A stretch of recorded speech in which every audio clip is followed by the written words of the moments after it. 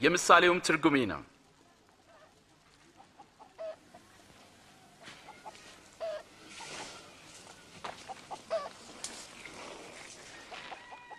ዘሩ የእግዚአብሔር ቃል ነው። እነዚያ በመንገድ ዳር ላይ የወደቁት ዘሮች ቃሉን የሚሰሙት ናቸው። ዲያብሎስ ይመጣል፣ እንዳያምኑም ቃሉን ከልባቸው ይወስዳል። በአለት ላይ የወደቁት ዘሮች ቃሉን ሲሰሙ በደስታ የሚቀበሉት ሰዎች ናቸው።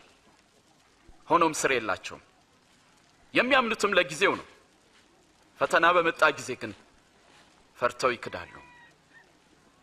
እነዚያ በእሾህ መካከል የወደቁት ቃሉን የሚሰሙት ናቸው። ግን ስለ ራሳቸው በማሰብ በባለጠግነታቸውና በምቾታቸው ይታነቃሉ።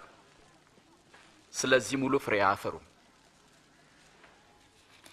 በመልካም መሬት ላይ የወደቁት ደግሞ እነርሱ በመልካምና በጎ ልብ የቃሉን መልእክት ሰምተው የሚጠብቁት ናቸው። በምድርም ሙሉ ፍሬን የሚያፈሩ ናቸው።